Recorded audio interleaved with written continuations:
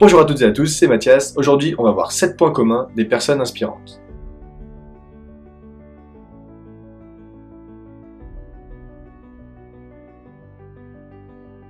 Donc, qu'est-ce qu'une personne inspirante? C'est une personne qui vous donne envie de faire la même chose qu'elle, qui vous incite à passer à l'action de la même manière qu'elle et qui vous donne envie de faire des choses. Par exemple, pour ma part, j'ai été beaucoup inspiré par Michael Jordan ou encore par Elon Musk, parce que c'est des personnes qui ont essuyé beaucoup d'échecs dans leur vie et qui se sont toujours relevées et finalement ont atteint l'excellence dans leur domaine. Donc on peut noter des similitudes entre toutes ces personnes qui inspirent. Je vais vous les citer. La première, c'est qu'ils adorent leur incompétence. Ils n'ont pas peur de dire qu'ils sont moins intelligents que quelqu'un d'autre et d'apprendre des autres. Et par-dessus tout, ce qui les attire, c'est d'augmenter leur marge de progression. Ils savent pertinemment que leur apprentissage va leur permettre de progresser et d'atteindre leurs objectifs. Et c'est ça qui les anime et ils en ont pas peur, ils en sont même fiers de le dire. La deuxième chose, c'est qu'ils s'entourent de personnes inspirantes et positives, soit comme eux, soit plus qu'eux. Ils tirent eux-mêmes profit des meilleures parties des autres, et c'est ce qui fait qu'ils se nourrissent en fait de tous les bienfaits que les autres personnes peuvent leur apporter, et ils cherchent vraiment à se créer un réseau de personnes positives et inspirantes, soit comme eux, soit même plus qu'eux, et c'est ce qui fait qu'ils progressent sans arrêt. Le réseau, c'est vraiment très important, on aura l'occasion d'en reparler énormément sur la chaîne, mais le réseau, ça vous apporte énormément.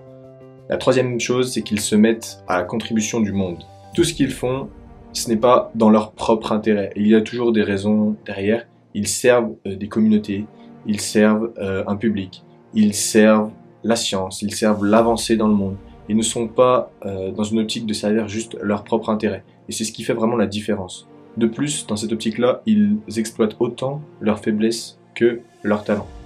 Par exemple, la timidité, ils peuvent se servir de la timidité en fait comme une arme au service des autres, en montrant que eux qui sont timides sont capables de faire certaines choses. Donc les personnes timides vont être inspirées et se dire ah mais si lui il est timide et qu'il y arrive, pourquoi je n'y arriverai pas? Et donc le fait de mettre ça au service des autres, ça les rend inspirants. Quatrième chose, ils sont extrêmement fiers de leurs échecs. Les échecs sont pour eux des étapes de la vie qui leur ont permis d'arriver au stade où ils en sont.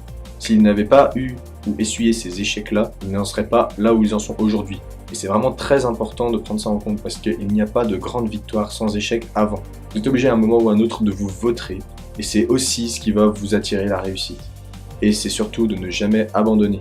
Au pire, qu'est-ce que vous risquez? En cas d'échec, ça veut dire que vous avez tenté quelque chose. Donc si vous échouez, forcément il y aura peut-être de la déception, il y aura peut-être de la frustration. Mais si vous pensez positif, vous pourriez être fier de vous parce qu'au moins vous aurez essayé et vous n'aurez pas le regret plus tard de ne pas avoir essayé. Puis avec le recul, on peut facilement se rendre compte que l'échec en fait ce n'est que l'interprétation d'un événement et pas la finalité. Donc n'ayez pas peur de l'échec, n'ayez pas peur de vous y confronter, c'est quelque chose qui s'apprend, c'est quelque chose qui ne se maîtrise pas forcément, mais il faut tenter les choses et si vous échouez c'est pas grave, recommencez ou essayez autre chose. Mais ne restez pas dans votre coin et dans votre zone de confort. La zone de confort, c'est pareil, c'est quelque chose sur lequel j'insisterai souvent, parce que c'est quelque chose de très important pour progresser, pour se développer. Il faut sortir de sa zone de confort. Cinquième chose, ils saisissent les opportunités. Tout ce qui se présente à eux, ils saisissent, ils savent à quel point c'est important de passer à l'action, et ils préfèrent agir et échouer plutôt que d'attendre, ne rien faire et regretter. C'est simple. Le simple fait de saisir des opportunités, quelqu'un qui nous parle d'un emploi qui nous plairait peut-être plus que celui qu'on a actuellement. Admettons, actuellement, vous êtes vraiment en conflit au travail, vous avez des problèmes, sans arrêt vous vous remettez en question, vous vous dites est-ce que je vais quitter mon travail, est-ce que je vais le garder? Je ne le souhaite pas, mais si jamais c'est votre cas, et que, admettons, quelqu'un vient vous faire une proposition d'emploi potentielle, que vous seriez en concurrence, en fait, admettons, avec 5 autres personnes, qu'est-ce que vous allez vous dire? Est-ce que vous allez vous dire ah, je garde ma sécurité, ce job j'en peux plus, mais au moins je suis à l'abri? Ou alors est-ce que vous allez tenter d'aller passer l'autre job au péril du fait que vos collègues soient au courant que vous essayez de changer de travail, votre patron aussi, peut-être que ça empire votre situation, mais si vous avez le job, votre situation sera clairement meilleure. Ou peut-être pas, mais au moins vous essayerez et vous changerez peut-être vers d'autres opportunités. À vous de voir. C'est un exemple d'opportunité, il en existe plein d'autres. La sixième chose, c'est que ce sont des acharnés du détail. Ils ne négligent rien, du moins lorsqu'ils ont atteint leur meilleur niveau. Je Je veux dire par là qu'ils ne commencent pas tout de suite en ayant le plan parfait, les idées parfaites, le talent et tout ça. Ils commencent d'abord par des petites actions et à foncer et d'abord à aller dans le concret et mettre les pieds dans le plat, quitte à se vautrer, mais ils essayent, ils avancent progressivement et avec des petits pas, leur système, leur jeu, leur talent, leur progression arrivent à un point où ils atteignent la perfection.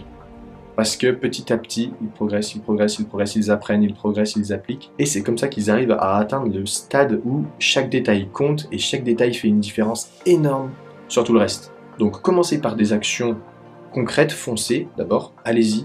Et puis petit à petit, mettez en place les détails. Car plus, par exemple, un business, plus vous faites grossir un business, et plus chaque petit détail a un effet énorme sur tout le reste. Et enfin, un des points les plus importants, c'est qu'ils se demandent qui est-ce qu'ils ont envie d'être. Ils se demandent sans arrêt qui est-ce qu'ils ont envie d'être, c'est-à-dire quels parents, quels conjoints, quels amis, quels collègues ils ont envie d'être pour leur entourage. Donc c'est vraiment essentiel de se poser la question qui on veut être à la fin de sa vie. Est-ce qu'on veut être un gars qui reste dans son coin, qui subit sa vie, qui se plaint tout le temps ou quoi que ce soit, ou on est quelqu'un qui prend sa vie en main, qui fonce, qui va vers ses rêves?